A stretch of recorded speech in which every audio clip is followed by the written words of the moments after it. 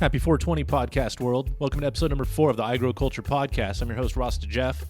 Glad to be here with you. Thanks for joining me. This episode is brought to you by naturesgreenremedies.com. Check out Nature's Green Remedies for Gage Green Genetics, La Plata Labs, Sin City, Mile High, Canaventure, Irie Genetics, and many more trusted brands. If you buy 2 packs of Irie Genetics, you receive a free 5-pack of Bounty Killer while supplies last. If you use code word IRIE2014, you'll get 10% off any order, and you always get free shipping at naturesgreenremedies.com. Check those guys out. Send them some support. I want to give some credit to the opening song. Right now we're listening to Abja. The song is Love Ja Dub. So we're coming to you with a very special episode. You guys might not be aware that I am a co-host of a podcast called 719 The Blocks. And one night, me and my bro that hosts that with me, we were out at a hookah bar, and we met a cat named Gary. We told him about 719 The Blocks, and he listened, and later he messaged us saying he wanted to be on the show and talk about weed. Well, Gary didn't know that I've got a weed podcast. So we brought him on 719 The Blocks with intentions to record 719 The Blocks and use parts of that for this show. So what I did was cut out the parts I found valuable for you guys, and here you go. This is what I got from my friend Gary. Check it out. I hope you enjoy. Let's go for it. So I just thought it'd be a good opportunity, right? Because I'm, a business student coming in from out of state to get into that business because I recognize the opportunity. And you're kind of ensconced and you've been here and you've been part of like the whole process. So it's 2 totally unique views. Okay. And I appreciate that. Yeah. So what I thought, and for our listeners, I just hit record because I wanted to get what he was saying. We're doing the 719 The Blocks podcast and the iGrow Culture podcast at the same time. We're going to do a dual episode. Yep. We're going to record this. Wade's getting himself a cup of coffee, and then he'll be right here to do the intro. Right here. But we're going to record this one show, and we're going to post it on both of our feeds. Rock and roll. Listen to this at 719 The Blocks and iGrow Culture. And hey, if you're an iGrow Culture podcast listener, do me a favor and go check out mine and my bros podcast called 719 The Blocks. And then 100%, if you listen to 719 The Blocks, listen to iGrow Culture. And not only, all right, check it out. So not only to have some sort of different educated opinion to combat whatever the Pueblo chieftain says. Fuck you, chieftain.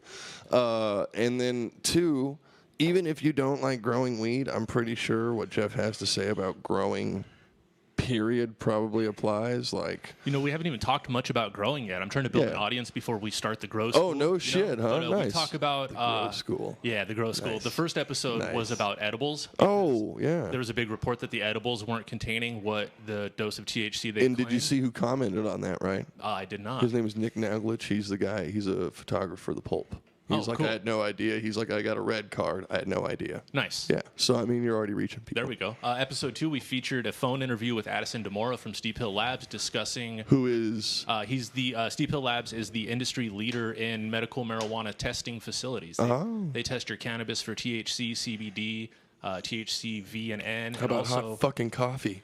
Is that good and hot for you? Yup. It just came out of you poured it out of the pot. That seems great. So our second episode had Addison DeMora talking about residual solvents left in hash. So it's not just growing. We're learning a lot. Yeah. And we talk a lot about just goings on in weed. And of course. We try to dispel myths and educate. Well, yeah, and that's muy importante, just because it's another information source for people. Even if you don't agree with marijuana, there's still another information source. So I don't agree with the Bush presidency, so I don't agree with everything he said, so I watch YouTube, okay? And there's a lot of information on YouTube about George Bush. You get to watch him turn into a reptile? Yup. All right. Do the little intro. All right, so hey guys, 719 The Blocks podcast is brought to you by iRegeneticsColorado.com. Visit iRegeneticsColorado.com for all your feminized, non-feminized seeds. Also, Nature's Green Remedies, guys. I learned a lot. I logged onto that site. Jesus, fuck.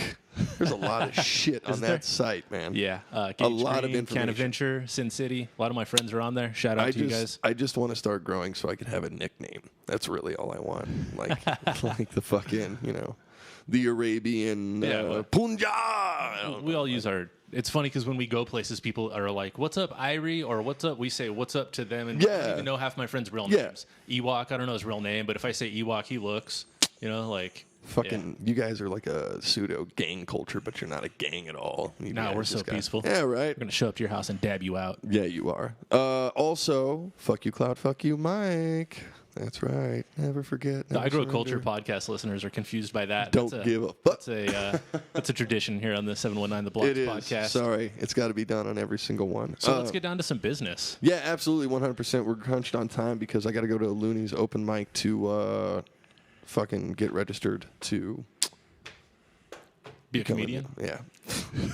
So I could be learned to be a comedian. Wade's going to comedy us up tonight. No, yeah, well, yeah, I am on a double end. It's been a great, 24 hours of comedy for me, so I'm trying to keep the roll going, I guess.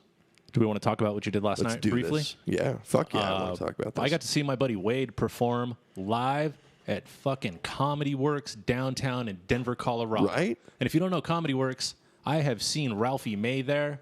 I've seen Doug Benson. I've seen Mark Maron. I've seen Josh Blue. Oh, I think we're going to go see Benson again on We're the going to 11th. go see... you want to go see Anthony Jeselnik with me on April 27th? Yeah, but I'll go do it. Bro. Yeah, but I mean, so Ari Shafir, Joe Rogan, these guys, Joey Coco Diaz, they rate Denver Comedy Works as one of the top 5 comedy clubs in America. And I would agree. Wade got to perform there. Yeah. He crushed. Thank He got you. a 2-minute set, and he Yes. crushed. Thank you. He crushed. Thank you very much, man. I was the 6th one up, which it was very shocking to me because I thought I was going to be like the 2nd one or the 1st one up, so that's what I was prepping for.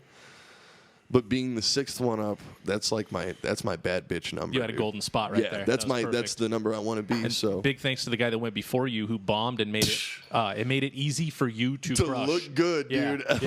Yeah, because that Well, guy just smeared shit all over the stage. So that poor guy did that. The guy who runs the thing comes up as he's going. He's like, "How do you like to follow that?" Huh? And I was like, "He's like, what?" His exact words were, "Are you ready for that?" And I was like, "Oh, thanks." You recovered it. Yeah. You definitely Well, I brought just us came back. out, and the first thing that I did, Gary, it freaked me the fuck out. This is how, guys, if you don't want to give Jeff a lot of fucking credit for sound, like a lot of credit for sound, I had no idea. That's why I sound distracted on the show often. Yeah, I grab the microphone on Comedy Works, and I talk into it, and I don't think it's on because the sound is that perfect. It was perfect in there. Perfect. Even for the listeners, it was so perfect. And I'm a loud bitch. It was glorious. And Wade's a comedian to the iGrow Culture podcast. thank you. Yeah, listeners. if you couldn't Wade's get a that one. comedian. We're gonna have to introduce these guys. Yeah, well, it's so the great thing about that whole set, or not the set, but just the setup, I should say, is that the stage, it is so personal. That audience is right there. You could see about the first 4 to 5 rows. Everyone's very involved. They are right on top of you, and you get the looks of, if you're bombing at all, you could see disappointment, like Ouch. a lot of it. But it wasn't like that for me, man. Thankfully enough, it was good preparation. I was being a Nazi OCD about my time. You know what? Hey, can we take a quick time out? I'm sorry. We have a fucking guest here. Jesus Christ. That's why I said briefly talk about your show. All right. We have a guest here that's with us as well. We're not trying to Gary. ignore him. So yeah, I just wanted to really give you credit. Oh about no, I that still show want to because talk about it. you I just fucking want, crushed yeah, it, dude. I still want to talk. There's And more. You deserve credit on. I appreciate on our that. I podcast. appreciate that, I'm man. proud of my friend Wade. He Yeah, crushed it on I stage. I wanted to appreciate make that. sure to say that on the Yeah. air. Yeah, so let's go ahead. Let's move on to Gary, actually. It's and for those of you on the comedy front and iGrow Culture, check out the Blocks Comedy at Facebook, just to look at. I post there as well. So. He does all the time. So Gary is, I don't want to say transient, but you're a new transplant from, where are you from, Gary? I've been in Austin, Texas the last 20 years, originally from Louisiana. What part of Louisiana again? Just south of Shreveport, Oh, Mansfield, yeah. Louisiana. Okay. Small town. Yeah, it is. Yeah.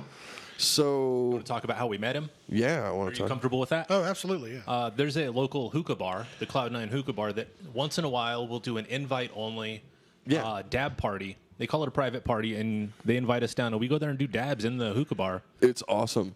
It's quite fun. I get a couch and take some dabs with me, and I dab everybody out, and they offer the dabs there. But Gary was sitting next to me and noticed that I might know a couple of people there and sparked up conversation. And he sounded super intelligent, so I introduced Wade and I. Wade's a comedian. I was like, check out Wade. I Yeah. always plug Wade. Because Wade was on one that night. He was a fucking dude. cocky bastard. So I had to introduce him as a comedian to, like, people would be like, that's why he's a dick. I was just looking at girls, man. Yeah, you were having That's all fun. was I think doing. you came from a comedy show to I that did. show. So I you were did. in that, that snap Yeah. mode. But that's how we met Gary.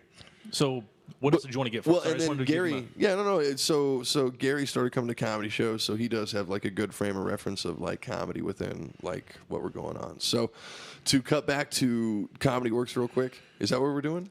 we're going to talk about Gary, but we could talk about you some more. No, I don't need to talk about Comedy Works. I thought that was a segue. I'm sorry, I'm a little high. I'm high as shit. So it's Gary approaches me at the comedy show. cool. We get higher on the iGrow Culture show than we do 7. Do you really? Blocks. Oh, definitely. Man. It's a weed show, bro. We take dabs in the middle. Yeah, right. Yeah, there's a lot of coughing So, on my show. Gary comes up to me last week. He's like, "Hey, man, I'd like to get on the podcast. I'd like to talk about the state of marijuana in Colorado," which is an interesting dynamic because Gary says he's from Austin. He's been there the past 20 years. Recently, how long you been in Pueblo? Since January the 8th. January the 8th. Literally 7 days after weed was legal. Gary's up in this motherfucker. And you're here to do what, Gary? Working on my degree at CSU. Okay. And at the same time looking to get into the marijuana business. Recently was hired as a operations manager for he's a caregiver grower Okay. who is becoming licensed to be an off-site cultivation unit Okay, yeah. for a major dispensary out of Denver. Oh, okay. A major chain of dispensaries. Okay. So he needs, logistical operations. He needs help with, managing multiple locations, multiple grows, right? There's just the back end of that. Okay. He's the expert grower. Yeah. And that's his expertise. Okay. He needs someone to, make sure all the materials are there on time. Of course. And, manage the people and that kind of thing. Yeah. So that's what I'm in for.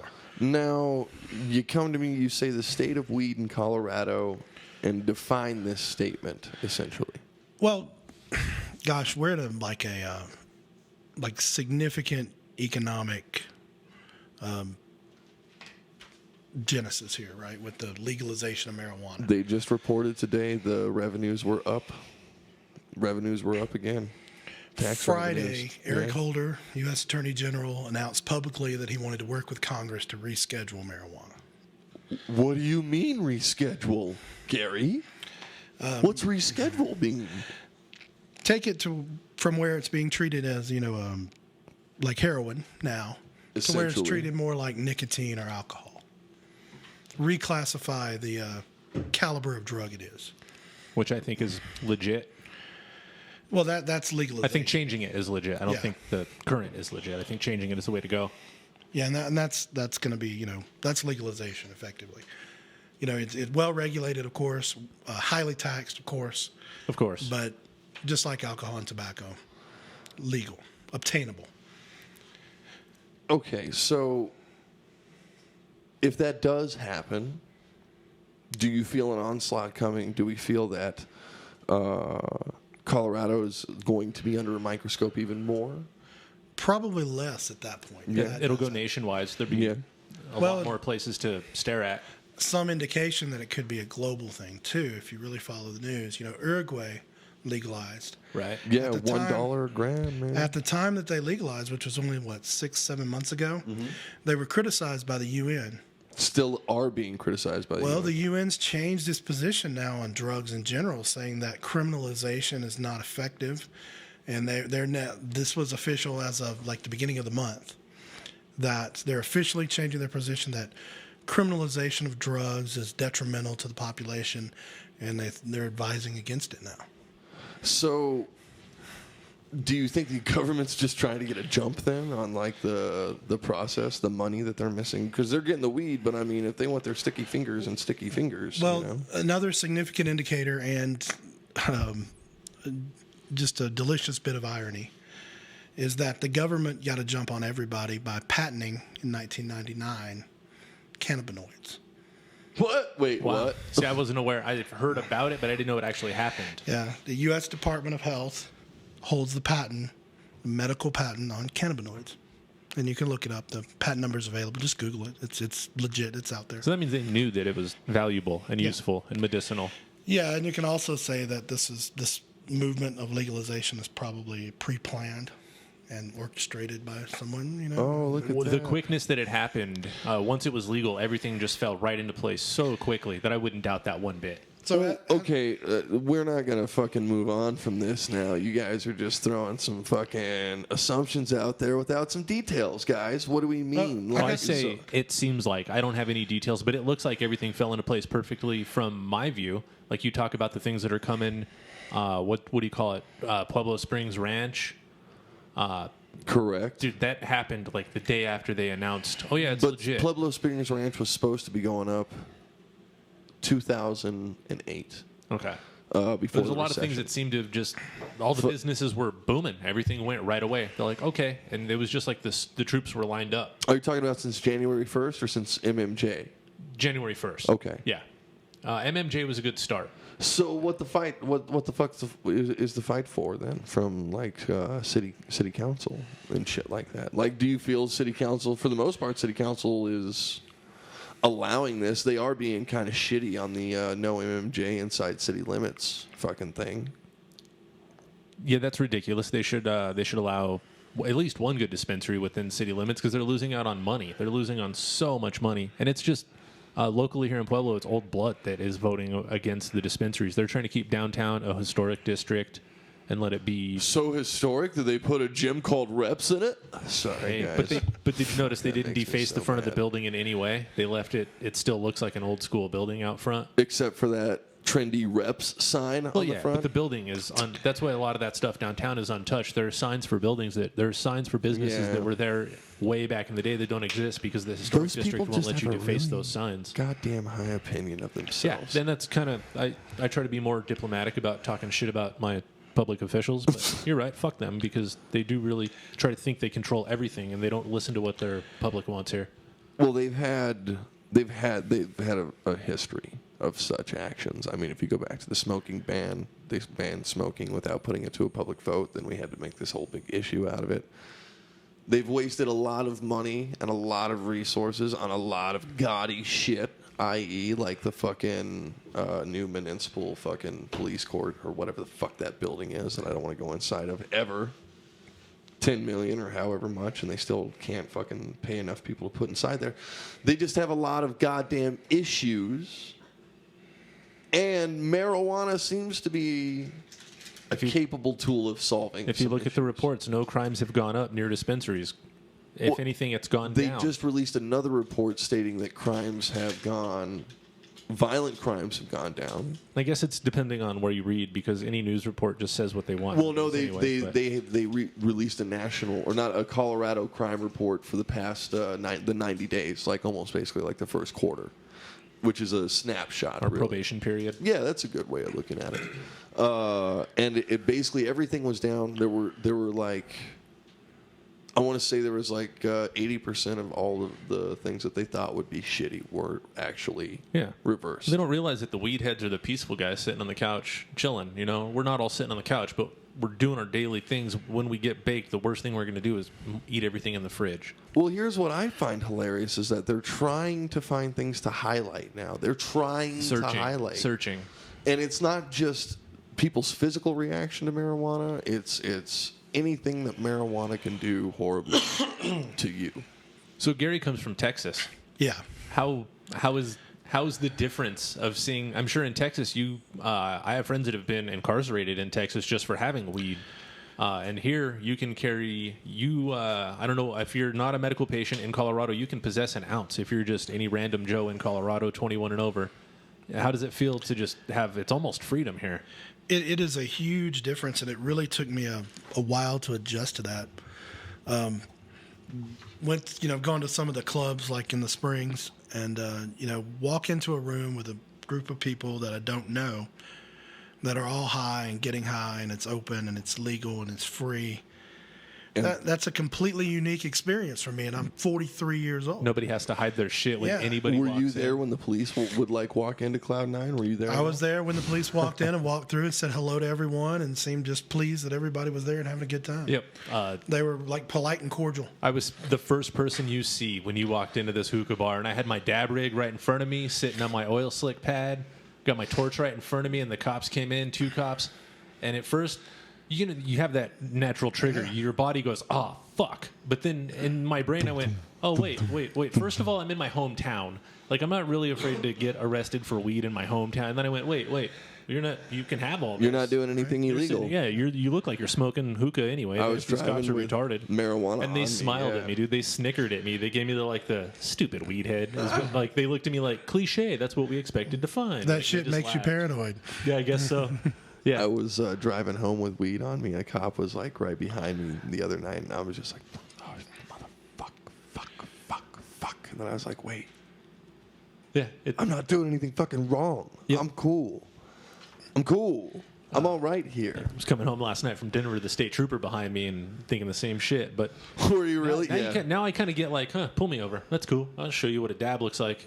I'm able to educate them now. I'm not afraid anymore, and I'm an adult now. I know how to present myself, and I feel like Well, that's really just part of it. People not having the fear. Just get over your fear of it to begin they're just with. people doing it. I mean, respect them. Yes, sir. No, sir. Don't fucking be a dick to any cops, but don't. I'm talking about. They don't have any super duper authority.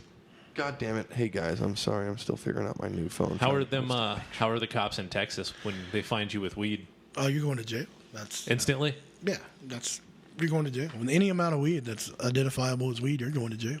Is that a felony or just a misdemeanor? It's a in Texas? misdemeanor. Okay, unless you've got reasonable quantity. Anything under 4 ounces is a misdemeanor.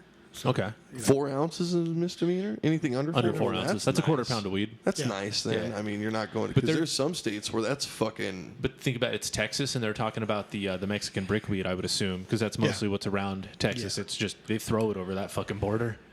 Concentrates, though, they're a felony. It's just like heroin. So having a dab would be a felony? Yeah. You guys want to take a Instant dab? felony. Sure. Yeah. We're in Wait, Colorado. what? That's a felony? What the Yeah. fuck's the point of that, though? It's concentrate. It's derived. It's like Wow. heroin or cocaine. So guys, As far something as they're that concerned. think about that. All my Colorado, California, Washington, Oregon listeners, Michigan, Right. there are other Rhode states. Island, I think, New Hampshire, something like that. Some of the states. Here, I'm going to go off on a tangent here. Yeah, go ahead. Illinois. We have a good friend who's in Illinois, and he's like, I can't find weed anywhere. And so I did a quick Google search. I was like, you guys have medical marijuana there in Illinois? And he's like, get it for me, find it. And so I did more research. They've got the rules in place, and there are doctors that can recommend cannabis for you, but there is not a known place that I can find to buy medical marijuana. So some of the states that claim to have medical marijuana are kind of bullshitting you. You can basically grow your own. That's it. But you guys that are listening in these states where you can just drive somewhere down the street and get some dabs and drop a half-gram dab and choke for 20 minutes and laugh and just take it for granted, this dude right here would have gone to prison.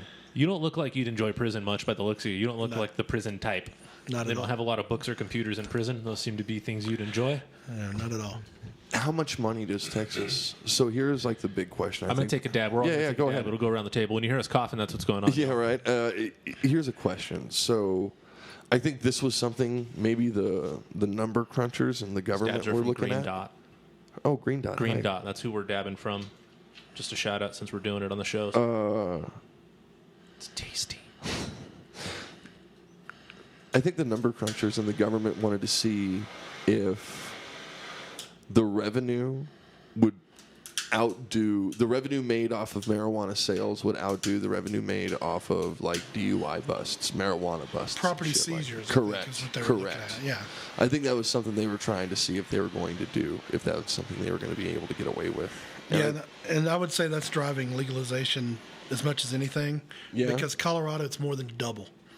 really, Yeah, I was reading the article. They were saying that typical year they net about 60 million in seizures, shit. and they're projecting now, based on what the numbers they have, this year's first year revenue from taxes will be 134 million. From marijuana sales. From marijuana You're sales. goddamn right, 134 million. Yeah, so it's more than double.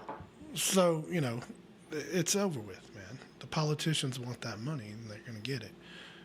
And it's worth it just for the public Yeah. relations aspect. Now I don't Yeah. think fuck the police. When weed was a crime, I used to have to think fuck the police. Well, what And now about I can the- smile at them when they're behind me and The chuckle? benefits. So the benefits of marijuana that'll be coming, like hemp, growing hemp, and what will come from growing hemp. Like how much money can communities start to save by having hemp products grown by the community instead of shopping at motherfucking Walmart? Dr. Bronner's that company that makes hemp soap has to buy hemp grown in Canada and have it shipped to America. What the fuck? To make soap out of it because it's illegal to produce hemp. Suck a dick. So the first major hemp crops that were produced in Colorado, guess who swooped that shit up, bro? Dr. Bronner's made soap out of it. No shit. I think it was bought before it was harvested. Oh, I wouldn't doubt that. Yeah, which is how you know you're doing a good job. Yeah. I've had a crop like that before. How do we fight hypocrisy that's going on within the state? So we often see every time I see an alcohol ad, and at the same time see someone, or anytime I see someone like drink a glass of wine and then say marijuana is bad. Right. Shit like that drives me nuts. Me too. We see bars that are polluted, I'm and a I dick could when say I'm drunk. polluted, but I mean our town is polluted with bars. We have more bars than we could ever possibly need. We do. Absolutely. Which, how much collateral damage do you think comes from a bar? One bar. DUIs, babies, fights, divorces, deaths. Yeah, I've lost more than one friend from leaving the same bar in separate occasions. Uh-huh. You're reading my mind and you know what I'm talking about, but I'm not going to say any names on our show. I've got the same. I've got the same issues. I've got a friend that's took a bullet through his left arm and it went into his heart because he helped bouncers kick some rough dudes out of a bar. I worked in the bars all my life. Here's a stat that I want to know.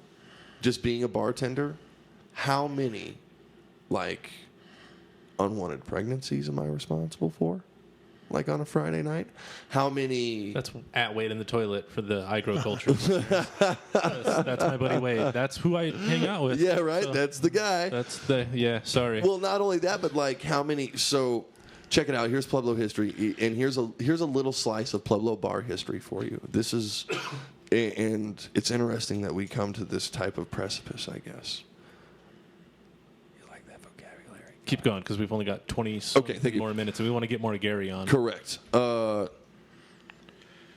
was a couple of young ladies that drove their vehicle into... I'm going to give him a dab, so if you hear coughing, it's this guy. I wasn't going to go there on the show. Apologies. I wasn't going to go there where you're going. Is that who you're talking about? Yeah, that's exactly one of the Oh, is it really? But that's a sensitive subject, bro. That's people's kids. I wasn't going to go there. Oh, really? You can if you'd like to talk about it. Well, no, we don't have to. I didn't know that was the same one that we were talking about. That's who I was talking about, people that we've lost leaving the bar. That's correct. That carload of girls was exactly what I was talking about. Well, you know, I got I was just going to leave it out of the show. Investigated for that shit. Oh, really? Yeah. Well, yeah, because, they left a bar where you were serving. Yeah. Or I don't know if you were serving. Yeah. Where you're attached to. Yeah. Wow. And we had to show, video evidence. Video evidence. That was this is what time they were here. This is what we were responsible for. Okay. And then there's only a couple of other details. There's only one detail that I won't give that up because it's a detail that is public. But in that detail, that's the only thing that basically saved me and another bar, who I won't say, from getting in a lot of trouble. A lot of bars in this town don't take a lot of responsibility, bro. At all. At all. We could name so many. I'm proud that I don't drink anymore, but when I did drink, there would be plenty of bartenders that were ready just to overserve me. Ooh. Because when you're drunk, you tip well, and they build that relationship with you. You buddy up with the bartender. You know? Well, dude, this is how we basically know each other. This is how people know me in this town. I know Wade Ridley from when I used to manage a bowling alley when I was 19 years old. That's right. Ballin'. I'm going to drop your mic out for a second, Gary. You're cool. Cough away. Oh, there's a lot of noise on his mic. Is there? I've just got him gained up. Can you? You can't hear you anymore? Well, you're in the recording. Okay. Well, I can't hear my shit at all. Keep going. So anyway. Oh, you just dropped out too. Where'd you go? I don't know. I don't hear you in there. Well, sorry guys. Wade dropped out. I got to do the show by myself. That's fucking weird. I don't know what happened. Check 1, 2. Check 1, 2. There's Wade. I found you. I know what happened. Hi guys. So sorry guys. We have one tech issue every show, so if it's all good. I'm fucking happy with life. It's all good. I'm taking dads and having fun. Yeah, and having a serious discussion at the same time. Welcome to the iGrow Culture Podcast, guys. This is a new format for us. We're just going to do this one time, so please bear with us. It's way different than what we normally do, so I don't want to scare my friends away. Oh, okay, no problem. What would you like to do then? No, keep going. Keep going. I want them to. They're going to get some 719 The Block's taste while they're at it. So, there is so much. I don't want to say there's so much bad attached to alcohol, along with the supposed good, the mirror good. Like you're drinking, you're having fun, You're dancing, and there's Mexican music going real fast. Lots of congas, lots of short skirts. So Drink Dos Equis. yeah, right. Get in a car wreck. But I mean, you're talking I to shouldn't do girls. that, Girls sorry. are talking to. But that's Wait, okay. Uncouth. That's at Rasta Jeff. yep. I just So- might get sued for that shit. I said Dos Equis and car wreck in a Oh, sentence right. together. Sorry, So- guys. We don't have that type of environment with the marijuana culture, it seems. Like, even in the reefer madness back in the day, marijuana's like, I'm losing my mind. Like, we should know a pothead because you guys are fucking crazy. We're lunatics. We get dabbed out and rape white bitches. But now, like, we're seeing that marijuana is like helping little children, like curing little children running and gleeing and skipping. That's what weed is doing. To be more, I want to clear that up a little bit because there needs to be some background. There's no cure. No, there are but little kids okay. that have. You didn't mention that these little kids that are given cannabis do have cancer or something. You're just saying there's little children running and skipping. We're not just getting little kids blazed. No, these well, little kids and I have don't- leukemia, and I don't mean cancer, it in some that medical way. Yeah. condition, and these little kids have seizures all day long, or don't eat, or have a debilitating condition. When you give them cancer, it it helps them deal and cope with that stuff. These little kids that have cancer, they don't Correct. eat. The medication they make makes them wither away, and then you feed Brave Michaela a lollipop with cannabis in it, and she dances around. And she may get a little bit of a buzz from it, but you know what? She's living, and she doesn't wither away. My And she dad- feels like a child again. Showed that video to my dad. Showed that video Check to out my- Brave Michaela, you guys. Really That's- do. It'll But- put a tear in your eye. If you're a grown man, and you'll cry from Well, that. You'll feel that's bad what I'm about saying. it. Before you do, make sure to grab some Kleenex, call a support group, and get a gallon of Rocky Road because it is a journey. My friend Wade's kind of a pansy. Kind of is an understatement when it comes to movies. All right, we've got about, if you want to leave at the time you said, we've got about 15 minutes. So let's let Gary say and anything roll. he'd like to say. Let's Yeah, put him on man. the spotlight. What's up, Gary? What you doing, Gary? Now we put him on the spotlight. He went numb. Hey, thanks for knocking that over, Gave Gary. him a- Whatever, gave- though. We gave It's him cool. a dab. and Don't then talk asked him, about you got nothing. anything to say? I'm good. Yeah, No, exactly. You said his actual, when Wade said it earlier, he addressed us. He said, I want to discuss the state of weed in Colorado. So we've talked about how the finances, and it's going to be global. We've talked about finances and how we see global growth. What else do you see coming from it? What else do you predict? Since you're a thinker, bro. You're a far thinker. I think, like you said, you work for a guy that grows. I'm too focused on the grow, and I slip on a lot of the things, the logistics that you're good at. So what are your predictions, since you seem to see a lot clearer image of what's going on than I do? Well, I don't know. My guess is as good as anybody else's, right? But I do follow things. I do watch the news, and as part of my studies, I kind of did a review of like the media coverage on the rollout as a final project for my last. I do 2 classes every 8 weeks. I'm on like a online schedule, so it's pretty hectic. But for the last class, it was a media and communications class. My final project was to look at the media coverage from November 1st, 2013 to March 1st, 2014, the rollout of legalized recreational marijuana sales in Colorado, and see how the media depicted it. And, the principles we focused on during this during this class were how the media serves to recreate the reality, right? It tells you the same story over and over, so you keep believing it. Okay. So how that's what we're looking for, is the analysis of this. And so I'm looking at 3 media outlets and looking at all the stories they released during that time period and how those stories depict the legalization of marijuana. What bias. And the media outlets I chose were the BBC, CNN, and Fox News. Okay. So what I predicted, like what my thesis was for the whole project, is I'm going to see it divided, where CNN, the liberal-leaning network, is going to be more in favor. Fox, the conservative-leaning network, is going to be more opposed, and the BBC, as usual, is going to be more neutral, right? But they agree. just Totally wrong. really, what was it? Totally wrong. Was the BBC liberal? I found one negative story, and it was on CNN, and it was an op-ed piece. All the op-ed pieces and Fox, and I went ahead and looked at Forbes too because I wasn't believing what I Yeah, was why seeing. not? Same with Forbes. All the op-ed pieces were like some conservative libertarian talking about why drugs should be legal, all drugs should be legal, why the war on drugs isn't working, why it's a waste Never of has. money. Yeah. Right. Nothing negative at all.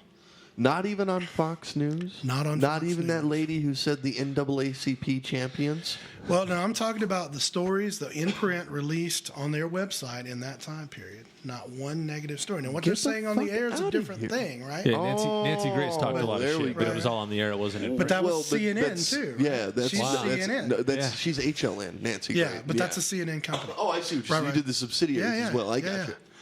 So it's odd, you know. I think it's over with, man. The journal, the journalistic, reflection, Yeah. the written stories are not reflecting negatively at all. So when you what the fuck? That made me mad as fuck.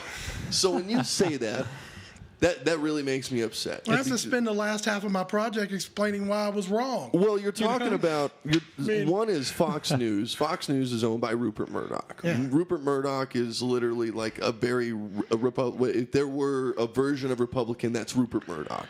Conservative based, like Fox News represents his will. But being justly. a billionaire, he also has that libertarian bent. But that's cool. Yeah. That's cool. But what I'm saying is, when it breaks down all the way to the local level, though, when it breaks down to our level, and we open up our fuck-face shitty newspaper, iGrow culture does not represent the opinions of Wade in the toilet. So when we open up this fucking newspaper, we have so many pieces still in our newspaper, our local newspaper, that say weed is bad, weed sucks, we're dying, this is the reason why it's all going downhill. So that's local, hard-headed, old school, old establishment liquor store owners and tavern owners that they don't like that shit, man. Why would they? Think about it. The same thing's going to happen with the paper companies, the timber companies, excuse Correct. me. When When hemp rolls gets legalized, correct. And that's going to get bloody because they're going to move jobs offshore. They're going to, it's going to be bad. Wait. Move jobs offshore from Colorado? Well, if you can't cut timber here, you're going to cut timber somewhere because that's what you do is you cut timber. That's something else I wanted to ask you about. You know? Since you're working at a dispensary now and you're helping this guy set up his stuff, do you see cannabis shortages happening in locations? Yeah, there was an article yesterday that I was reading about.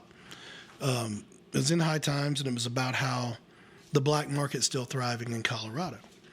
And that's the whole thing, right? That there aren't enough recreational dispensaries. So the ones that are there have very high prices. And weed is so ubiquitous that people just get it off the street cheaper without the tax. So until you deregulate that enough that it can compete price-wise with the street, the black market's going to remain intact. Correct. The black market's completely unregulated and untaxed. Correct. Doesn't have any hoops to jump through. Yeah, I was driving yesterday. I ended up out of town and realized that the people I was partying with, I was going to need more dabs than I had available with me at the time. I only traveled lightly. And so I hit up Facebook and I said, hey, I'm going to be in Denver. I need a gram or two of shatter. Are there any recreational shops around that you'd recommend? I just wanted to check out a rec shop if I had the opportunity. I've been in plenty of legal shop or med shops. I was actually the first person to buy rec weed in Pueblo at the greener side. But before I could blink, there were several posts from friends of mine, like saying pretty much, fuck the dispensaries, come to my house and I got you covered. Right. I got some really great shatter from two friends, and they'd rather remain nameless, but you guys listen to the show, so shout out. Thank you guys. These 2 grams are delicious. Word. And then the green dot that somebody hooked me up with. Green dot, you guys do a fucking hell of a job, dude.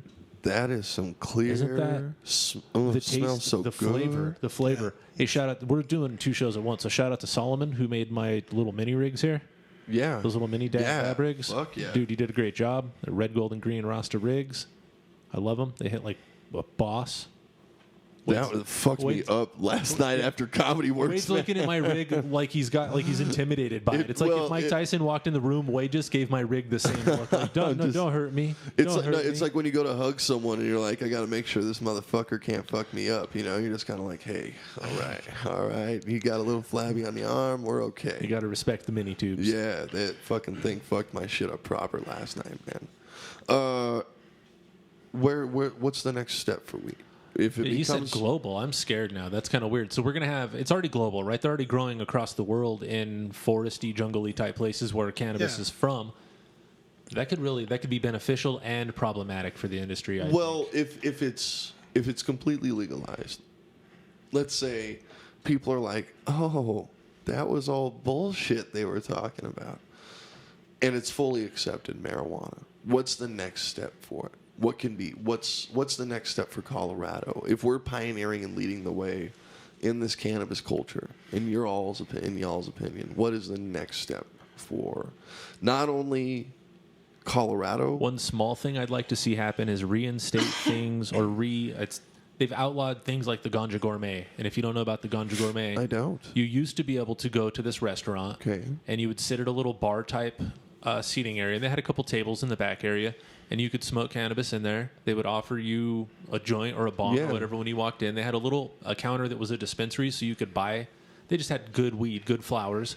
They had 7 or 8 strains at a decent price. I think it was $45 or $50 an eighth, and that had taxes included because before shit went weird.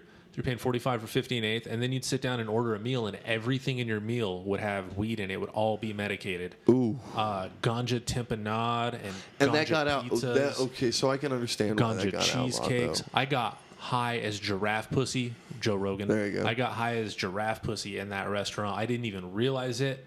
You're just fucked. But they bring you a joint before your meal. Yeah. You eat your meal. Little aperitif, They bring man. you a joint, and then you eat dessert. And I smoked that joint after my meal and thought I should pee before dessert, just get a little fresher. In the bathroom, I realized the bathroom is melting. And I walked out, and I looked at my girlfriend that was with me at the time, and I was like, babe. And she goes, we got to go. And I was like, uh-huh. And so we had to make the 2-hour trek from Denver a little bit intoxicated. It was a journey. Shit. I'm glad she's a pro because she was driving that night. It was great, but we need to get things like that back. That would be great because you can't do that now. That's illegal. They can that's what serve it. surprises You can me. take it home, but they can't sell it to you edible hot there, and you can't consume it on site. And that was half the fun. I could see half the reason for that, maybe because that's a health issue type of thing. Well, and it's also you could do it. There are certified MMED kitchens now. That Correct. Everything's so they could do it just like that. But part of the problem is that then you're driving out of there, high. Like I was high, and I'm a professional. Like I smoke more than anybody else I hang out with. I mean, I've got access to, and I was high when I left there. So let me bring up this. Check out Pueblo Cannabis Enthusiasts on Facebook, and I'm building like some ground support for a private smoking club in Pueblo. Ooh. So I've got a partner who's working with me, and we're at the point where we're scouting locations. We've already checked out the zoning and stuff like that, and we're moving forward. We're trying to get it narrowed down what it's going to cost. At this point, we think it's viable. Would definitely be interesting around here. So please check us out on Facebook, and I'll keep you posted about stuff. Yeah, 100%. I repost all these articles that I'm mentioning. Every time I read them, I repost them on the Facebook page too. So there's a lot of news there. Great. I can use a lot of news. Yeah. A lot of funny stuff too. So shout out to Patrick and George for giving some likes and some comments on. I did a little. That's my first ever selfie. Wade's taking selfies, you guys, on the iGrow Culture podcast. Hey man, it's for 719 The Blocks, man. You got iGrow Culture. I've listened to the first 2, man. It's you guys got some good flow, man. We're trying. It's I'll probably have Kevin over later tonight, and he'll probably record a little bit with me also. Nice. Kind of piece this one into that one. Nice. I was thinking, and maybe you can edit this out. When Wade has to split, let me interview you, like ask you a series of questions. I'm just going to keep recording. Yeah, we'll just talk for a while because there's a lot of shit I want to ask you. We may as well record it. Yeah, that sounds great. I'm dipping out though. Are you want to dab before you go? Yeah, absolutely. If that's cool. So, ladies and gentlemen, I think I'm going to I'm not sure how I'm going to post it. I may edit some of this out. Go ahead, hit stop. But no, I'm going to keep recording. Oh, okay, never mind. There's a lot of good shit that happens every time I hit stop. Somebody says something fucking great. Right. So I'll keep it going and we'll take a dab. But I appreciate you guys doing the double show. I appreciate Wade for coming on the iGrow Culture thanks, podcast. iGrow Culture podcast for having me on. 100%, man. I appreciate doing this dual combo. It was kind of fun. And Gary, man, that was a nice little. Thanks for letting me talk over you. And I'm glad you have some stuff to say, and I'm glad you're going to stick around because we did. I can't wait to listen to the interview. A quick 45 minutes to hear a lot of good shit. Yeah, it was. I'm sorry I got to bounce and do my job, but that's what I got to go. Yeah, I hope you tear it up. Wade's been getting a lot of stage time, and he looks less robotic, he looks less like a game show host and more like a comedian now, and that's a big compliment. Really, man? Thank you. I appreciate that. I tried to find the most gentle way to tell him before. I was like, you're kind of game show hosty, bro. You said that in a couple of conversations in like passing, though. You know, like mise en place or whatever. Well, yeah, because I don't want to hurt your feelings, and I want to be able to walk away while you deal with it. Who told you I had delicate sensibilities? I can see the look on your face when you're ready to cry. Well, fuck yourself when you're ready to cry. But no, it is. I'm learning to, if anything, that competition that I didn't lose but lost. There you go. Taught me is to control that energy, like you and Tommy kind of put that into perspective. You don't come across as abrasive. Come across as abrasive. Fuck people. You know what I'm trying to say, right? Well, yeah, and that's what like last night was a huge focus for me, was to not let that energy and excitement take over my body action type of thing. You know what I'm saying? Every moment of your stage time last night was precise. Oh, it felt so good. It felt like you should have been doing, like, you know what I mean? Like you were one of the only people that used a lot of the stage. Only the more experienced guys used the stage. The first few people before you stood at the pole. Like, here's the mic stand where the guy left it before me, and that means that's my territory. I tell you what, though, the guy after me, Deacon, that dude crushed me. That dude crushed. He killed. But he's a pro. He's a traveling road comic. And if I got as much time as him, then maybe I would too. Anyway, I do. What am I talking about? You give me 5 minutes, I'll kill like that shit. I'd like to see you get a good 10 or 15 up on a stage Called like that. again today, man. Yeah? Oh, yeah. So do they do more 2 minutes, or do you increase? No. The next time they call me is 3 minutes. Ooh. And then when I prove myself at 3, I get another minute. That's, hey. And then after 4, I get 5. So and then after 5, I get 10. Comedy Works, the video game. Wow. That's about it. Yeah. But I'm fighting with 100 plus comics at the same time. And it's a fucking battle, man. And I love it. Right on. We'll get out of here, my friend. I'm outta here, Go to a guys. comedy show. Peace and love. Thank you very much, it's man. Great doing a podcast with Appreciate you. It's you weird guys. watching you leave while we record. Be careful. Turn your mic off. That's weird. Have fun, dude. Tear it up. All right, Wade's taking off, so I'm gonna turn my chair towards Gary and let him interview me, which feels weird. All right, I think we're legit. I'm gonna grab my dad tools so they're closer to me, but other than that, I'm ready to rock. Thank you, guys. Thank you, Wade. Tear it up tonight. Be safe, please. Hey, call me after if you want to. I will, absolutely. Gary, we'll see you, man. Later. Take care. You. So let's start with, like, how far back do you go? You know, where were you in in relation to marijuana as a business when it was made legal for medical use? When it was made legal for medical use, I wasn't established as a business yet. I was a medical patient. It took me a while to catch on as a medical patient. Right. I was a street dealer when I was in high school. Right. And I knew the guys that had all of it. And so they kind of recruited me. Right. Because I'm charismatic and, excuse me, I was always buying an ounce here and there. Right. And, I was that guy that as soon as I got into smoking weed, I didn't want to buy it. Because I smoked way too much to buy it. So I'd buy an ounce and make my quarter out of it by giving everybody else theirs for whatever. So that's how I started my entrepreneurship. And then I started shopping at a specific dispensary. I was going to Metamar Ministries. It was the first dispensary in Pueblo. Gotcha. And the guy, I was shopping there, and they were good at what they did, but I can't say I didn't like the way they treated the customer, but I wasn't satisfied. I knew there was something lacking in their customer service. And one day we were all sitting at the table. I called it the Wild Wild West. We would sit in there and smoke all day and just hang out. I could buy another eighth and smoke that eighth while I'm there and just hang out. If I had a day off, I'd just be there, bullshit. And what year was that, roughly? Oh, I want to say 2008 approximately. And I've got a bad memory when it comes to dates. So. But medical use is well established at that point. Right, yeah, it was well and going. And so, but pretty unregulated as far as dispensary. Completely unregulated. Right.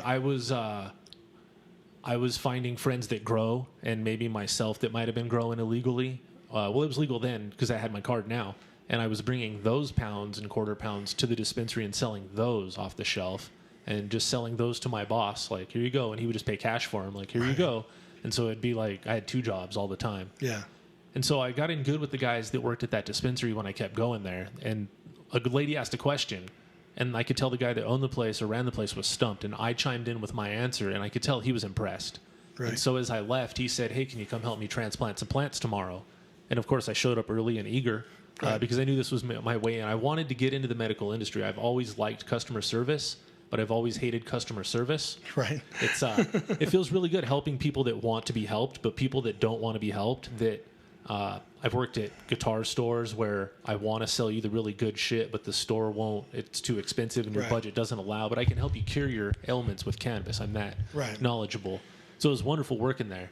And so I was there for quite a while. And then eventually they shut down the store, is the short story. The city came in and a lawyer and a cop and handed us a letter that said cease and desist. And that was the end of that dispensary. Wow. And what were the grounds? What did they shut them down for? You know, we were improperly zoned was their main clause. And we were right in the middle of town. That's where everything meets, is right there. Right. I made a joke about we should, if we had better products, we could charge more, have more business, which, because I'm a connoisseur and I wanted better product. And so they gave me plants and they said, grow these. And they wanted me to grow their strains. And I brought back their clones that I grew. And my boss said, well, shit, you produce better medicine than me, and giggled. And so I signed up people to be caregiver for her and started growing for them.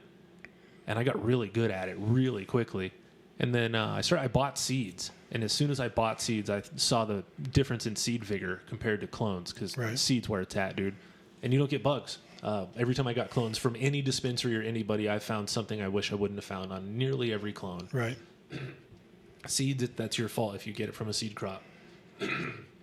So I started growing from seed, and then I saw strains that I liked, but I knew there was something I could get out of it better. And so I just started doing what any, enthusiastic cannabis grower would do, and I started getting males and females and putting them in separate end rooms together and making seeds and growing those. And eventually I felt comfortable with the seeds I'd produced from a couple of strains, and I started sharing them. And as soon as other people posted pictures, I saw that I had some shit nobody else had, and that there was a good following, and that I had to make a bunch of these.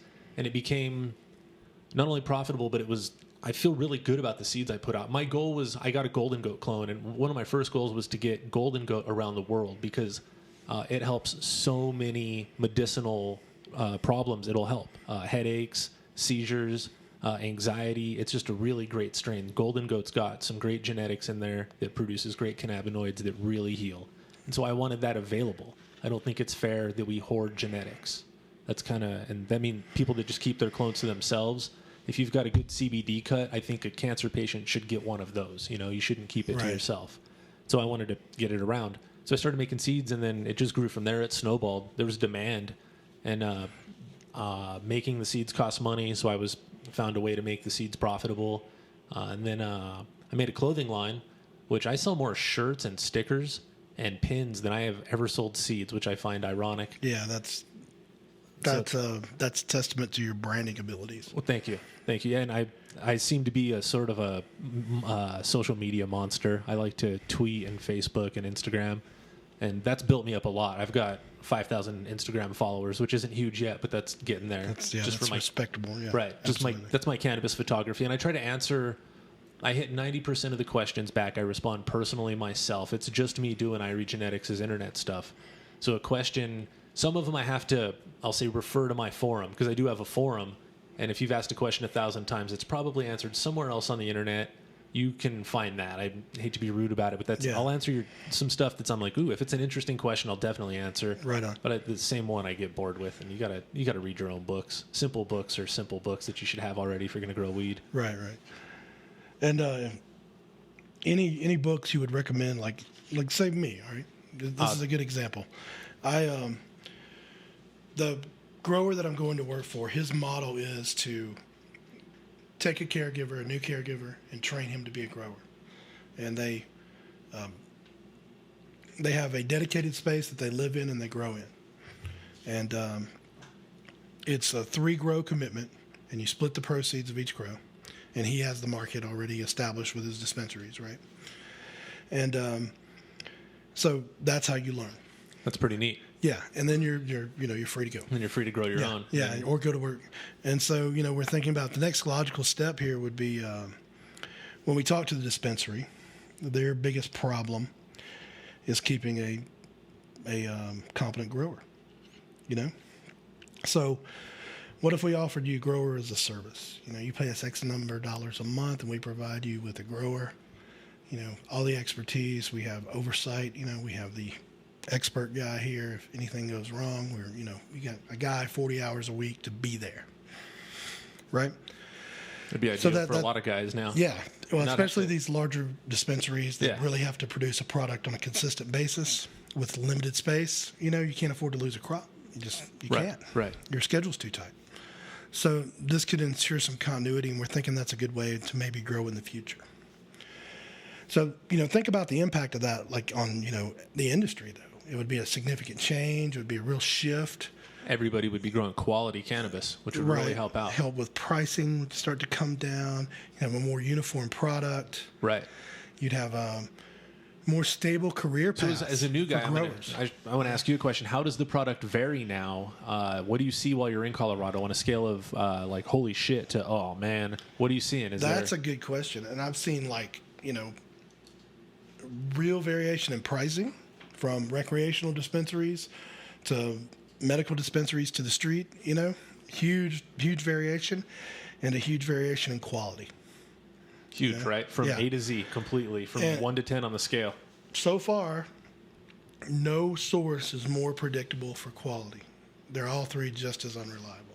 Whether I'm buying from the street, a medical dispensary, or from a recreational dispensary, I'm rolling the dice every time. And that's why I recommend the caregiver model. Absolutely. I've been a caregiver for the same 5 people for probably 5 years now, and I know them all personally. We sit at this table together and talk about what's wrong with them, and that's really keeping to the spirit of the caregiver model, and that's what the establishment I'm working with. That's the way they do it too. They really want you to be an actual caregiver. Check this one out. That's a Grateful Dog. That's GD77 out of the Breeding Project. That's got a nice smell. We'll put some of that in a pipe in a minute here once we get some interview going. Right on. Yeah, that's really lovely. I'm pretty dabbed. I don't need to try to stay focused. I finally got my throat cleared. Yeah, it was great earlier. Just about the time it settled in, you both stopped talking and looked at me and said, "Okay, speak." And I was like, I knew we did that to you. I saw it right after we did it. I went, "Oh yeah, he's on the spot and dabbed." Yeah, it was terrible. It's perfect for you. That's how we do a podcast. Right, that was great. But yeah, I'm a big fan of the 719 The Blocks podcast. I've been listening since I knew about it, which is a couple of months. I've gone back to and listened to almost all of them, I think. Cool. Thank you. Yeah, and we definitely appreciate that support. So I saw the announcement that you were going to have your own podcast, and then the next announcement I saw was for episode 2. So I haven't listened yet. Okay, I will be. It's only been about a week or so, and it took a long time for Stitcher to catch up. Right, I got you. But now that they're caught up, they'll be up in sync. I got you. I see. Yeah. All right. So yeah, I'm looking forward to listening to that as well. Yeah, I think you'll be episode number 4 is what I think you'll be a part of. Excellent. 3 is recorded. We'll post soon. So, all right. So how did recreational legalization affect your business? It's kind of a seed sales. I do seeds is what I do. I'm a caregiver. All of my flowers are taken up by my patients and myself. I make dabs out of my portion, and then my patients. One guy wants half dabs, half flowers. Kevin wants all dabs. Another guy wants flowers. So I know what they want. One person I have to make topicals and food for them, and it's a pain in the ass. I don't like doing it, but it's well worth it. I got to take care of people. So my business is based in seeds and clothing mostly. So the clothing, it really helped out because now you can talk about being a cannabis You can wear that openly and not be profiled. And I've got an I Heart Dabs sticker, and so that's getting super popular because you can heart dabs now. Right. You don't have to hide it. Absolutely. For the seeds, most of my seeds, I give them to somebody, and he distributes them for me in his manner. So I've seen, and that goes internationally. Right. So I've seen a growth. He says a lot of people from Colorado are inquiring. And if we're face to face, I can get seeds to you. Right. But I can only be so many places at one time. I'm not in the shops. I'm not available in the recreational shops yet. We're still getting the OPC. There are a lot of offers, but people want my brand, and they don't want to help me. I feel like they want to corrupt me. And like you were saying, growers, I'm busy growing. I'm busy breeding and growing and getting that OPC going. It's a challenge for a guy like me. I'm supposed to be in the grow room, and the more I spend out there with the lawyer and the accountant, I get anxious. Right. So it's not my realm at all. So once I get that established, I know my sales will boom. I just need that OPC spot, and I'm figuring it out slowly. I like to take baby steps in that. I'm not going to give my brand away. Oh, you can bump the mic. I'll fix all that later on. Go right on. I'll try. This. I can't promise, but I'll try. Anymore. There you go. I turned the legs, and that sucked. Yeah, your branding is perfect. You do it very, very well. And I noticed that like from the very beginning when I first started to look your stuff up. It's like consistent. It's well done. It's good. I tried to keep this logo to stick in your head. I mean, this is everybody brags about California. Right. And so I took the Colorado flag straight off and was like, let's, so I'm a Rasta man and I love Colorado. Let's do this. Perfect. Boom. My buddy Tony made the logo with my inspiration. So thanks, Tony. Good work, bro. Seems to stick. Right on. So obviously being a seller of seeds, legalization anywhere would like greatly expand your business. Absolutely. Like huge. It'd be exponential. Oh yeah. So that's is what I'm seeing really. And I don't know, this is arguable, of course, but from what I see is I think that the industry is going to go one of two ways. We have a real chance, like especially me, someone who's getting an education, someone like you who has a strong background. You apply that in the right way. If cannabis stays illegal, like on the state level, say they reschedule and it takes the states a few years to catch up, that could be better for us than if it was like instantly legal all over the world at one time. When things are illegal, profits are absolutely higher. Exactly. Yes. And you also are able to build like credentials and expertise and like go through the stuff in small scale and enlarge it slowly rather than just be boom, large scale all at once. And there's a huge benefit in that. Find something that works and be able to replicate it over and over again in a massive market would be amazing. And you may already be there with yours. You may already have enough expertise. It really sounds like it to me. Yeah. I have the capabilities. Right. And, like the other guy I'm working with, he's kind of in the same spot. He has this vision of a way to like stabilize the whole grower situation in the dispensary market, which is like a key element of stable growth. You know what I mean? Right. So I see that as like a massive opportunity as well. You know what I mean? It makes that industry so much more stable. Agriculture, it's hard to get stable. It takes a lot of management to get a stable production in agriculture. Oh yeah, especially a product like cannabis. And that's why you end up with factory farms where everything's regimented and they put X number of chemicals in and X number of chemicals come out, and because that's the best they can do. And the model we're using in the small modules, you keep everything small and organic and one person has his hands on it, but you can scale that to a massive scale. Okay. So you'd take a guy like me and ask me, how many lights can you run by yourself? That would pretty much be the basic question. And then I'd say, I could do 10 to 15 lights by myself, no problem, 40 hours a week. I could probably do more if it were in a facility that were easier than the area I've got now. If it were set up like you're talking about. If you had a half dozen competent assistants, you could probably do three times that. Shit, yeah. And but like I feel like since I've got a smaller facility, I feel like I'm able to love each of those plants more. Like if I had 7 kids, I feel like that 7th kid, I'm not going to give too much of a shit. Right. I've got one, and I love the hell out of that one. But if there were 3 of them, I'd probably want to slap each one of them a little bit more. Exactly. And so I feel like that happens with your plants too. Once you hit that struggle time, like there's a point when it's work that you love, but I felt like, oh shit, before, like I'm never going to get through this trim job. I got to call a couple more friends over or something. Right. Once that gets overwhelming, it becomes work, and I feel like the plants will suffer from that. My plants know I love them because I get to hug each one and tell them, and I sing to them, and I'm a weirdo in there. Yeah, absolutely. That's what makes the difference, right? Is that personal attention, that, the more detailed you can be with everything, the better off you are. Absolutely. Yeah. And that's just a time thing. You can't be that detailed. No, I wasn't that 50 plants. I wasn't that good when I first started, so it's also a lot of experience. Yeah, see, that's the real key here too, is experience. And that's what I feel like. I need time to build more experience in the industry. I'm confident about my skills, but I need experience in the industry. Right. If I have more time to do that, then I think I'll be able to go a lot further as things scale larger. And I missed all of the industry stuff. I was busy branding and creating seeds and strains and Well, I don't know. I don't know that you have. eliminating I think strains. the best is yet to come. I like to think so. You're there. I like to think. I feel the wolves are there. I've had a couple of offers. There's been money thrown in my face, but it all feels. All those guys feel like they're trying to. I want to take Irie Genetics and do this with it, and they don't understand that that's my baby. Yeah. That's it's got to be golden for me to jump on that. Yeah. They don't understand that my brand is worth way more than money. I've been living as a poor white guy for 35 years. I'll do it for 35 more. Right. Yeah. I'm good at that. Yeah. I mean, you got to have that. If there aren't those out there that are willing to do that, then it'll become McDonald's. You know what I mean? Absolutely. So that's another key element, is that there has to be a real diehard. When you go to Austin, Texas, there's the Texas Chili Parlor, where they make real fucking Texas chili every fucking day, 365 days a year. That there has to be that root.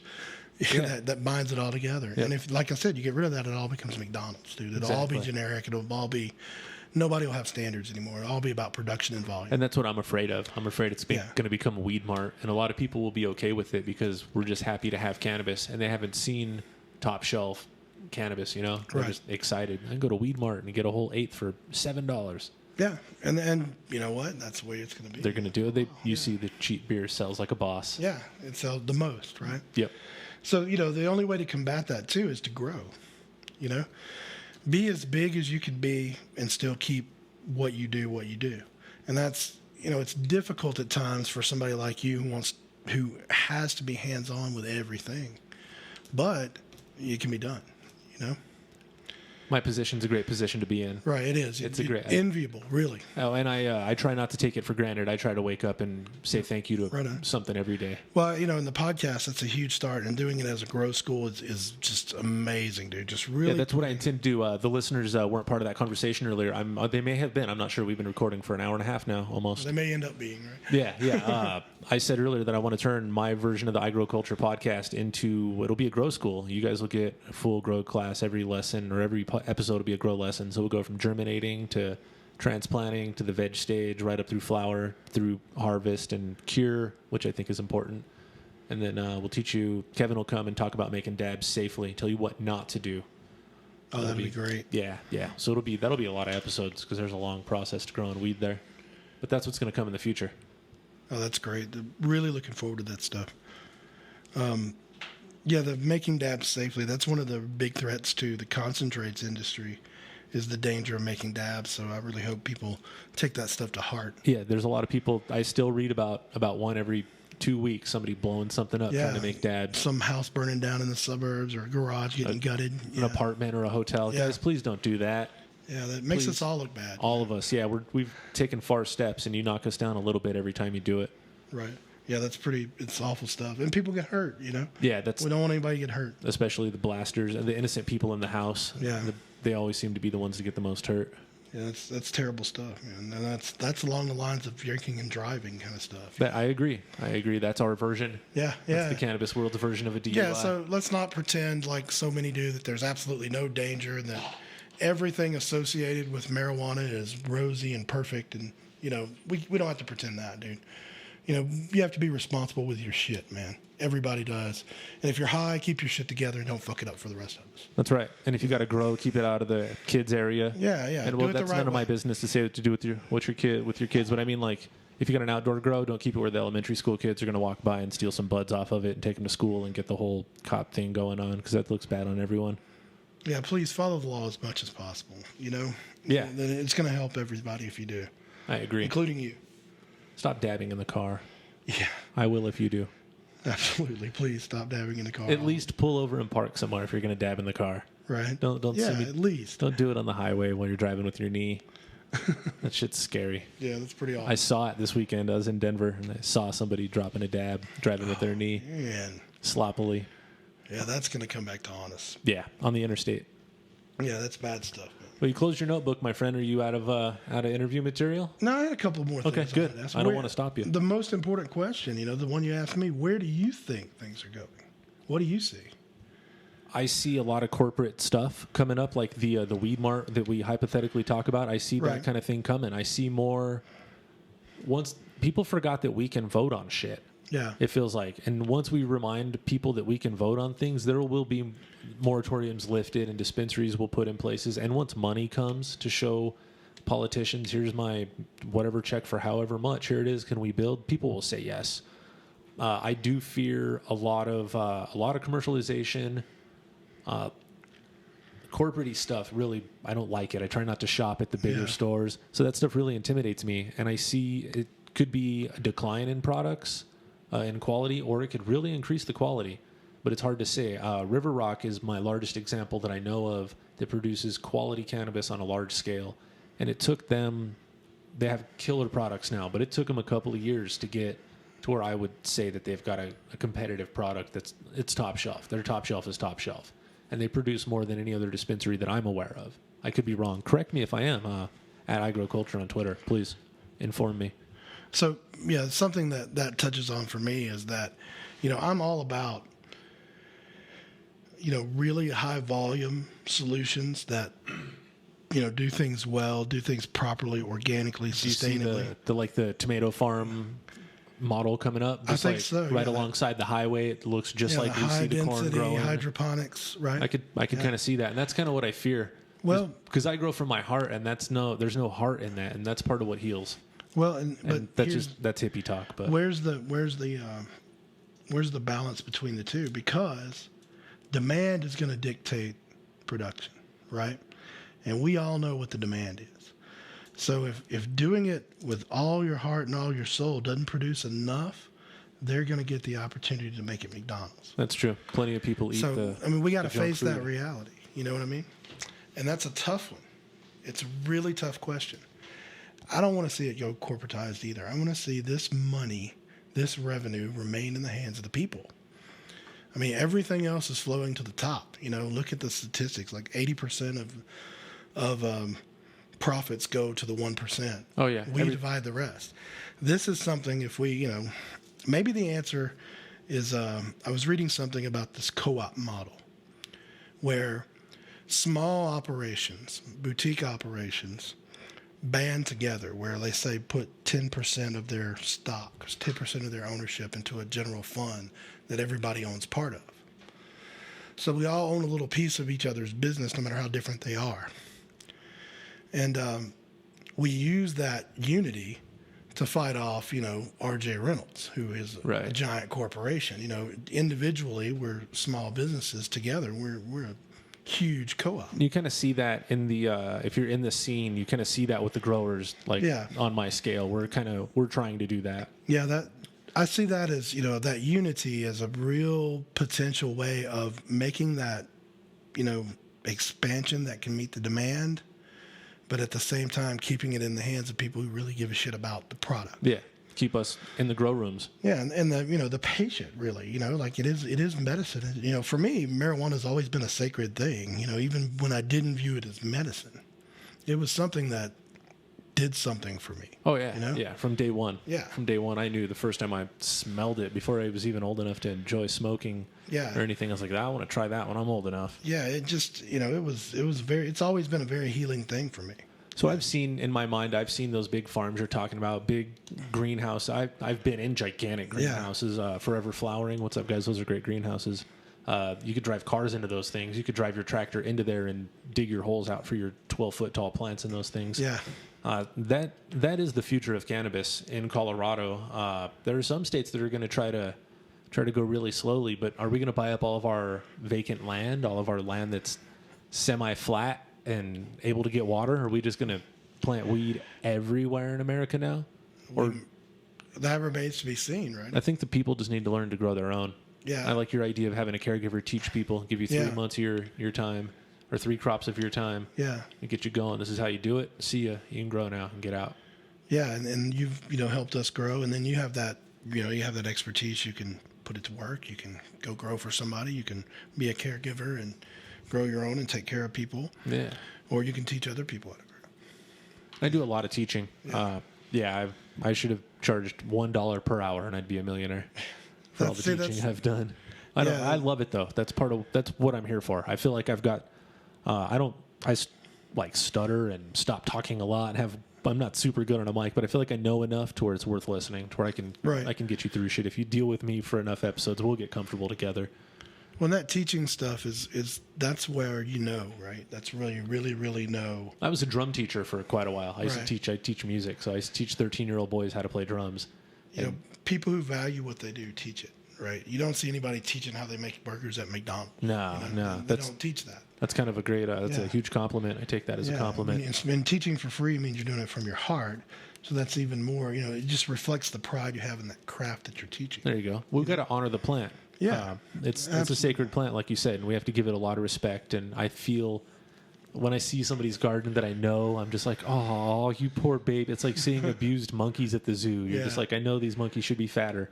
Give them more bananas. We don't want to see it commoditized, and we have to combat that, and we have to be thinking, and I hope that, your listeners and you yourself will just spread that thought among, people in the community that we need to be thinking about how we're going to keep out the corporatization, how we can make a difference. And it's not easy, and it's not going to be, but we can resist at least, right? Even sometimes I have to rely on the dispensaries and the corporations.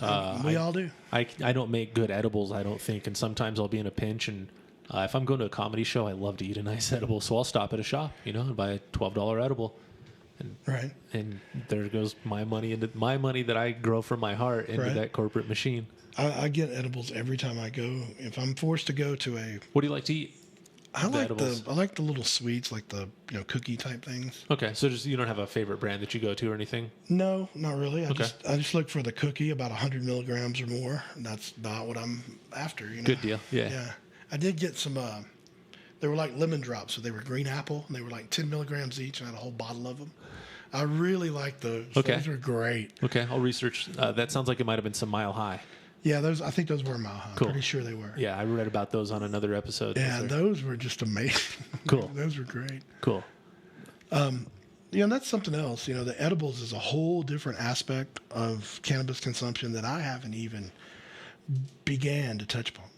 It's something that I'm like just as in the dark about as anybody else. It's a whole new ballgame. Yeah, like yeah. the high, the dosing, everything. I'm somewhat familiar with the licensing just because I researched all the licensing for my new job. The kitchen stuff. Yeah. And so I've never paid any attention to that because I have no desire to do a kitchen. I'm not a cook. Yeah, that's crazy. And that's probably why there is no place that serves cannabis-laced foods, because those regulations are, several pages of the standards of the kitchen. Wow. Yeah. Yeah. See, I've never even looked into that on one. a daily basis.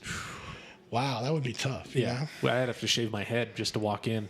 Oh, really? Well, I don't know for sure, but I feel like with all the rules. They're going to be in like one of those burn unit outfits that, with the gloves and the apron and the mask. And Could you imagine my chef hat full of dreads? I got dreads. I'm 6'5", folks, and I got dreads past my ass, almost to my knees. So I shouldn't be in a kitchen. yeah, I'm not good for that. that's hilarious. Yeah, I'm a fire hazard myself. But yeah, the message I want to get out there is like, we got to push for some of this stuff, like the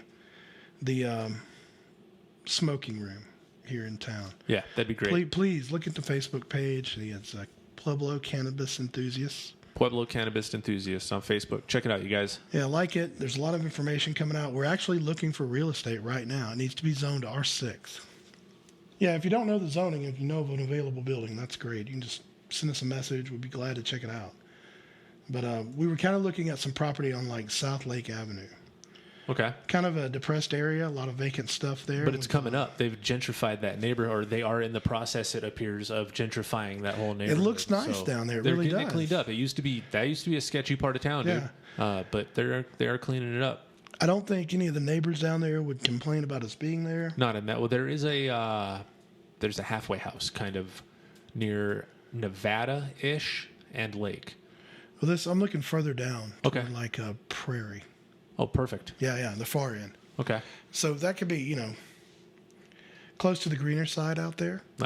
Capture some of that out of town traffic. There you go. Now that's what we're looking for. That would be awesome. Yeah, there's a restaurant down there that's vacant that I'm trying to inquire about, and we're thinking that, or there's a bar down there that we're looking at as well, but we don't have anything solid. So any leads. So don't get on excited yet, people. Any Don't leads get on too fired property up. would be great, but we like that area. Yeah, that's a good area. Yeah, you get that highway traffic. Yeah, Yeah, you'd catch me down there, guys, dabbing out once in a while. absolutely. Yeah, I So like to- that's a great endorsement already. I'll right? go down there. I like to get out of the house, and I like to be able to go smoke somewhere. And I like to get out and get social, but I don't do the bar thing. I don't like the drunk people, so I avoid the bars. The party we attended there, where we met, that was a lot of fun. There were a lot of great people there. Met a lot of folks. Everybody was really friendly. I've had 2 people on the show that we met at that Yeah. place that night. Adam Gaskins came on the show also. Oh, that's Yeah. great, man. That's really cool. And I've been going to the Springs, to the clubs there, and I enjoy going to them. We can say the name of those. Is that the Lazy Lion? Lazy Lion and Speakeasy. Oh, those are separate places. Yeah, and they're right down the street from each other on Bijou, like the 2500 block of Bijou. Cool. Really Shout out easy to to the Weed find. Pimps. Ample parking. Yeah. Shout out to the Weed Pimps. Weed Pimps J-Dub run that place. Yeah, and the what's up, crew. boys? They're associated with the Speakeasy down there. Good guys. Yeah, we'll tag them there, and they should distribute this too. So. Right? Maybe they'll share. I love them even if they don't. Those are good guys. Yeah, they are good We support each other in our own ways. Yeah, so check those guys out if you're ever in the Springs. It's a lot of fun. I've always had a good time when I've gone to either of those places. Cool. Next time I'm driving through, I always I go to Denver often, and on the way back, I need to stop. So Oh, that'd be it'd a good perfect, place yeah. to stop. Yeah. The Lazy Lion's good for that. They have nice restrooms, and it's they got like a lounge area you can sit down. Everything's all Rostified from the photos I've seen. So if it's all red, gold, and green in there, I'll be happy. Yeah, a lot of good music. So Cool. yeah, it's nice. They just got a fat plug from us. Yeah, they really did. Both of them did. See you at the VIP booth, guys. Right. No, those are legitimate plugs though. We like those guys. Yeah. Oh yeah. A You lot got to of fun. support the good stuff. That's Yeah, that's part of what I'm absolutely. here for. Absolutely. So will you have? Will it be if you get your spot open? Will you have? Will it be a bring your own dab kind of place, or will you guys supply the dabs? Probably bring your own dab kind of place, and Okay. we may do like some events like a couple times a month where you pay like a flat $20 and get all the dabs you want, something like that. That's a fun party. That's kind of what we're looking at. Yeah, So cool. kind of a balance between the two. Sounds An good. everyday place to come and smoke. Then occasionally we'll have a little blowout. Any sort of grow competitions or grow offs or anything like that there? That I might associate myself with iRead Genetics and let them sponsor Ooh. that kind of stuff because they have the expertise. That'd be a lot of fun. And anybody else who has a MMJ related business or RMJ related business who wants to associate themselves and help promote us through your network, we're really open to anything we could do there. So just contact us through the Facebook page. We'd be glad to talk to you. One person who owns a building here in town has contacted me through the Facebook page saying that they own this building, they wouldn't mind it being used. And there's nothing wrong with it really, except it just needs a full build out. It's down to the studs. Oh But shit! I don't think that's in our budget for starting off. So Yeah. we're looking for something more move-in ready. Well, labor's cheap here, bro. Yeah, that's Labor is true. cheap in Pueblo. That's true. Yeah. Maybe we can get some volunteers out there. I There don't know. you go. Yeah, it's hard to get volunteers, but it's cheap. It's Right. yeah. Yeah, a full build out looks like they might be out of reach for, just starting. But there are lots of vacant buildings in this town, some that are very suitable for Unfortunately, there Yeah. are a lot, but fortunately for yourself, there are a lot of vacant buildings. Yeah. We're in a weird transition in this town. I haven't seen this town like this in a while. We took off and we got really soaring, and then suddenly we just started to kind of get empty-ish in some spots. Yeah, I'm thinking that, I lived in Austin 20 years, and when I moved to Austin, the vibe was a lot like it is here right now. It just really feels like this place is about to pop, Okay, well, it's good to feel that from an outsider. And I'm really trying, all of you out there in the MMJ, RMJ business, if you're looking for somebody who's smart, who knows logistics, operations, I'm open to working with other companies. My current gig is not a full-time gig. I'm only with them about 5 hours a week right now. And of course that'll grow as things go, but I'm also open to other opportunities, and just talk to me. I'm also open to volunteering, helping people out for free. If you got a business, you don't know where it's going, and you really believe, like Rasta Jeff here believes, I'll give you some free advice. I'll give you, introduce you to people I know. If there's anything I can do for you, I'll do that.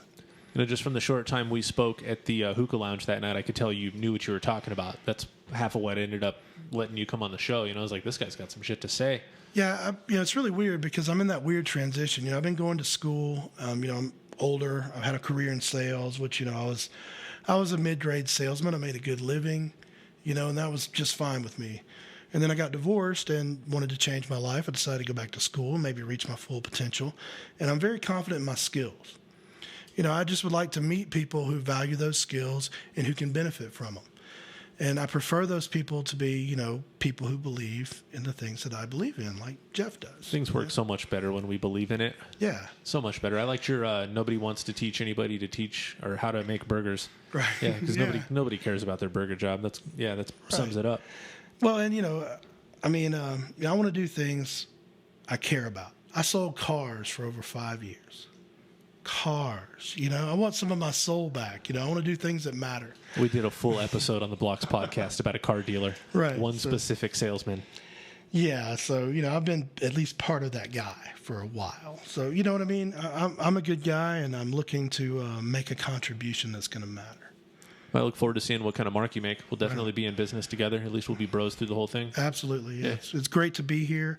It's been I'm a fan of you guys, so it's been like a real honor to be on the show, man. It's really cool. Really appreciate it. I like having just fans and people that we just relate to, Yeah. That's what makes a good podcast, just good conversation. The reason I wanted to be on the show is that, I find myself responding to the things you guys are saying. I got to be on there. I talk back to podcasts. Joe Rogan will say something and I'll respond and feel like an idiot in the car. Exactly. So thanks for having me. Oh, man, thanks for coming on. You got anything you want to end up with? Or good. Anything you want to bring up? Oh, man, I'll probably put a little tag at the front and beginning of this. But, guys, check out iGrow Culture. We've got an Instagram, a Facebook. There's a Twitter. You can find me at RostaJeff420. Check out naturesgreenremedies.com. If you want to tweet me and tell me anything, I appreciate any tweets. It just feels good that my tweeter goes off. That's all I want. So tweet me. Tell me my voice sounds great. Tell me my voice sounds like crap. Tell me the show's great. Tell me it's bad. I want both types of feedback. I love you guys. Thanks for listening. I'm going to hit stop right after you say that last thing. It looks like you got Pueblo Cannabis Enthusiasts on Facebook.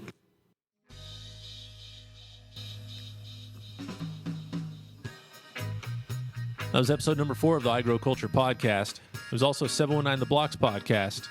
If you liked what you heard there at the beginning, make sure you go subscribe to 719 The Blocks podcast, and Wade and I would appreciate it.